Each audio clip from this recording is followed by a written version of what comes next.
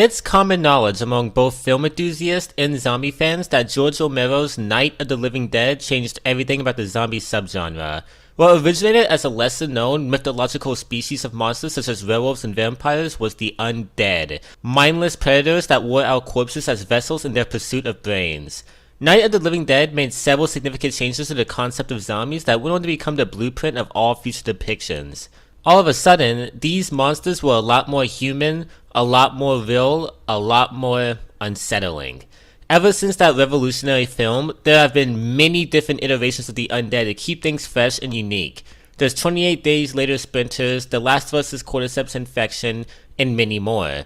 Flash forward to the year 2021, and the subgenre as a whole has been exhausted over the years by many unique visions and spins of the formula. It appears almost completely impossible to do anything original nowadays when it comes to zombies, and yet that's a challenge Shay, Hatten, Joby, herald, and filmmaker Zack Snyder took on head-on.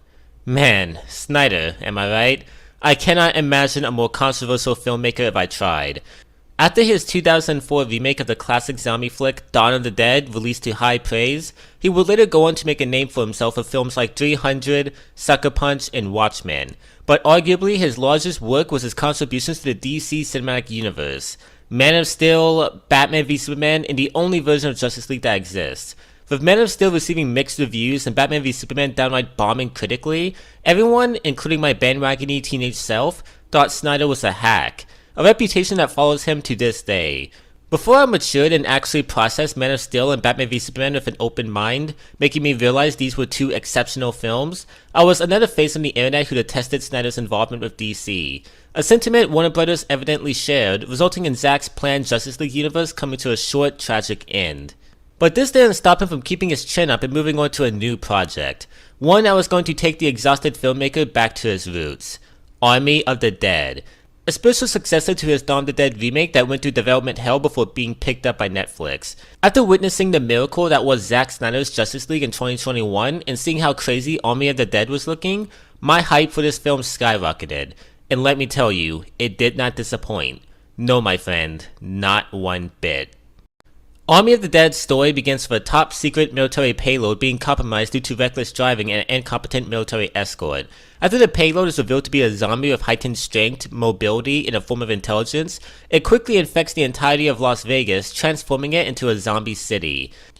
But after a retired mercenary, Scott Ward, is asked to infiltrate the city and uncover a vault containing $200 million for a $50 million share, he assembles a crew to pull off an impossible heist. Already, base concept alone, this shit is wonderful. Most zombie stories either go down two routes. One that follows a group of characters trying to survive the initial infection, or the other that follows characters in a post-apocalyptic world of established rules. Here, however, we're getting a grand criminal heist mixed with loads of zombie fun. It's awesome. Granted, this isn't the first time this concept has been done. Peninsula, Train to Busan was released a year before this came out, but whereas that felt like a motive to get the characters into danger, this genuinely feels like a heist from start to finish. Each of the characters has their specific role within the group, and they're all following a series of steps in an operation. And the fact this is all happening in a setting like Las Vegas makes it even cooler. While we're at it, I guess we can get some technical things out of the way before we dive into more story details. First off, the movie looks gorgeous. Seriously, all of it. If there's one thing Zack Snyder is, he's a visionary. His cinematography across all his movies is near perfection. Every shot is done with immense purpose. Also, set design. I've never been to Las Vegas, so I couldn't tell you if what we see in the film looks accurate or not, but what I can tell you is it looks cool regardless. So much effort went into making this doomed city feel like an area that's been inhabited by zombies for 6 years, such as most of the city being swallowed up by sand and all of the interiors looking dusty and long abandoned. And oh boy, the zombies. What is there to say, the undead look grotesque in all the right ways via some impressive makeup. Also, for a film made during the challenges of COVID, the CGI work looks excellent. You see this character right here, Marianne Peters? Yeah, she changed actors after filming had wrapped up, so during production, this character was CGI'd in. Now look at this scene of her and Scott interacting. You cannot tell in the slightest. Also, don't get me started on the zombie tiger. You do not want me to get started on the zombie motherfucking tiger. Lastly, let's not forget about the soundtrack provided by Junkie XL, along with a few licensed songs. The OST for this film definitely isn't bad, but it does fall a little too bland. However, the licensed songs they use in the film, such as Viva Las Vegas and Zombie, are certainly welcome additions. Yeah, this film has what is basically a flawless presentation, and I already mentioned how cool the base concept really is. But I think we can all agree that the main ingredient of a successful story is the characters. And Army of the Dead certainly has a colorful group of criminals, each with distinct personalities. The first one we'll be looking at is Scott Ward, played by Dave Bautista. Scott could be described as the main character of the cast due to him being the simple straight man out of the group.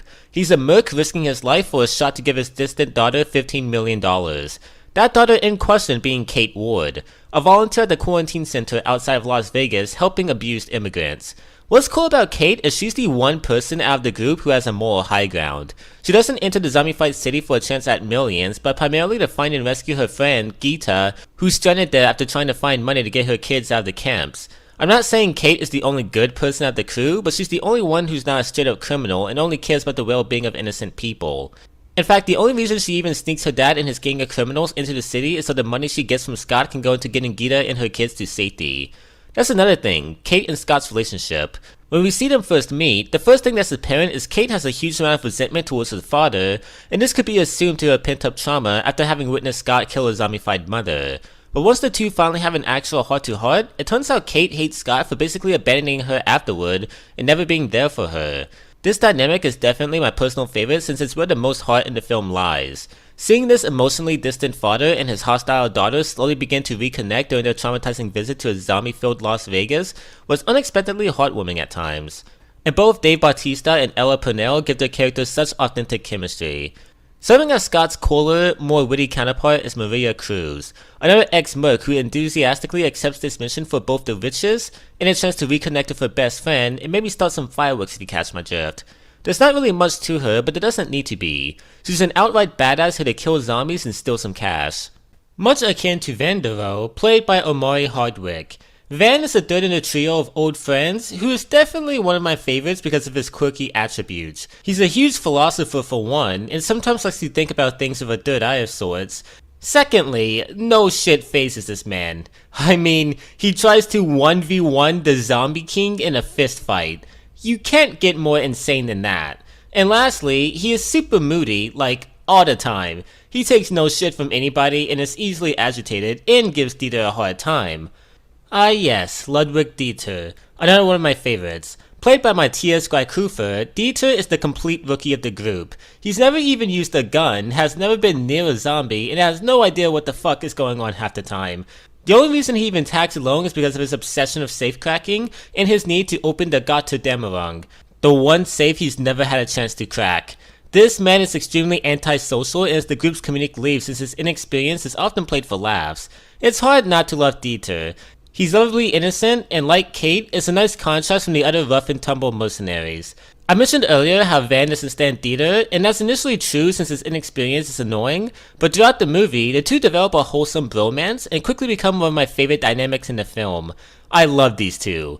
Leading this band of misfits is Lily, aka the Coyote, played by Nora Arnezeder.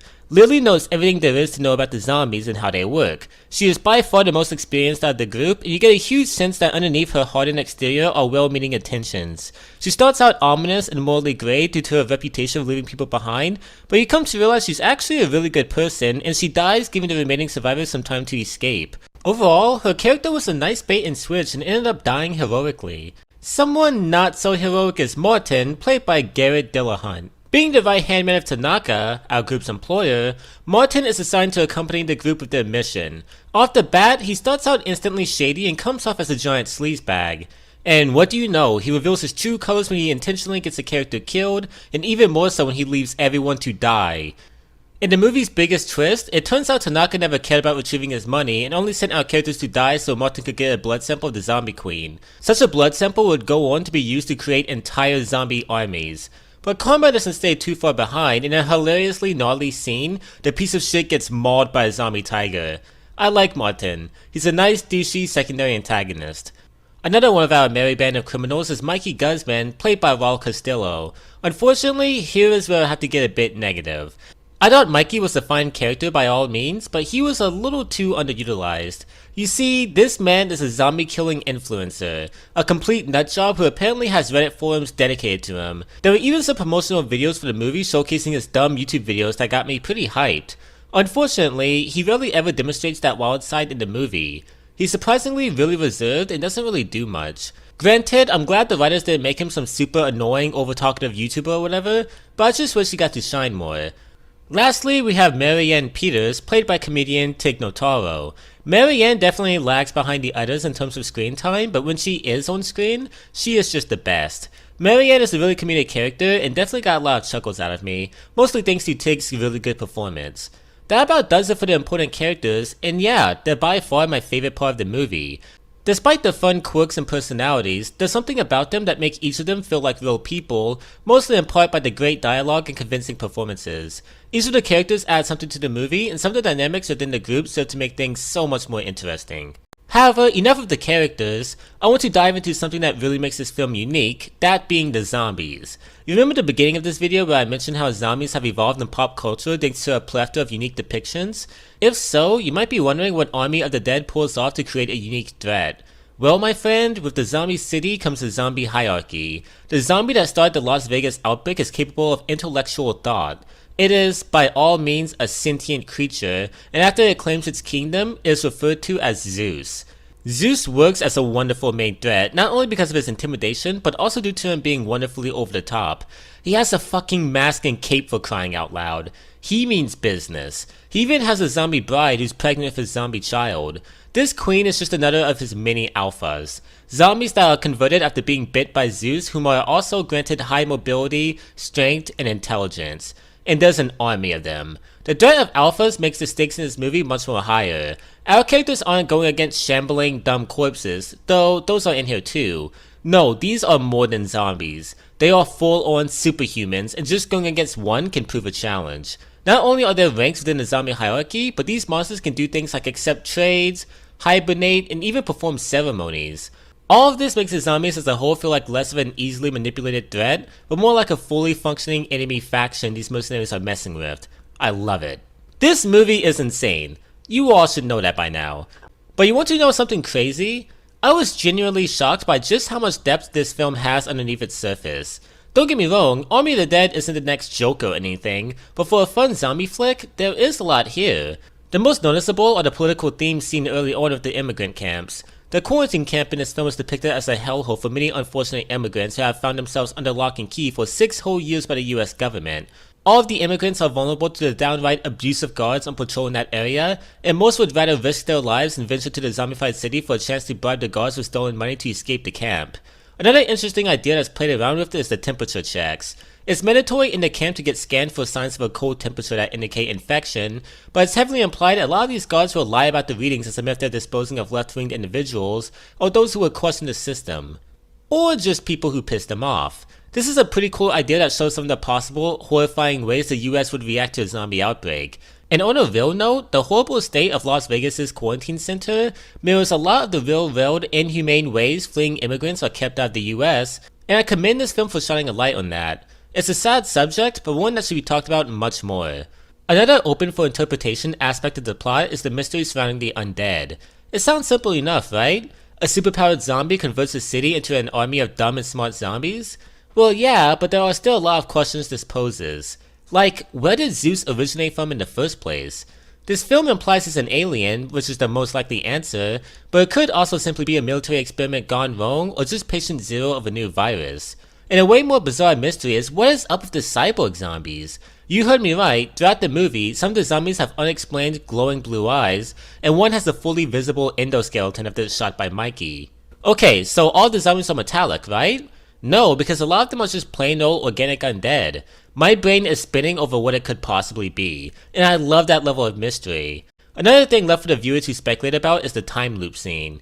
After the group sees a dead team of past mercenaries Tanaka hired to get to the vault, Van, the philosopher, poses the question, what if it's us? And begins asking if this is all one big time loop that involves each of them fighting and dying over and over again, all orchestrated by the puppet master, Tanaka. This could be dismissed as Vance just talking the talk, but since this movie places such a huge emphasis on this scene, it makes you wonder if there's something much larger at play that we're completely oblivious to.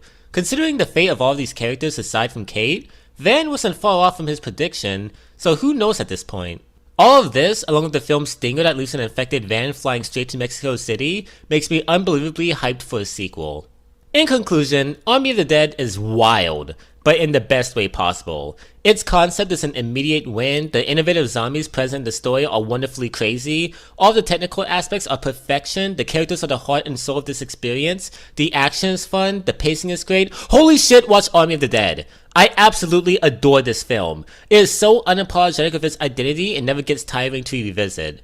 I love Zack Snyder, and I love the Snyderverse. But you know what? Fuck the Snyderverse. That's right, fuck it. Would it have been amazing? Absolutely, I don't have a single doubt. But as the DCEU enters a new Snyderless age, let's be thankful for the Snyderverse we do have. The one that's unfolding on Netflix at this very moment. One that allows for him and his co-writers to be completely unrestrained when it comes to their wacky, insane visions. And let's be thankful for the glorious insanity that comes with it.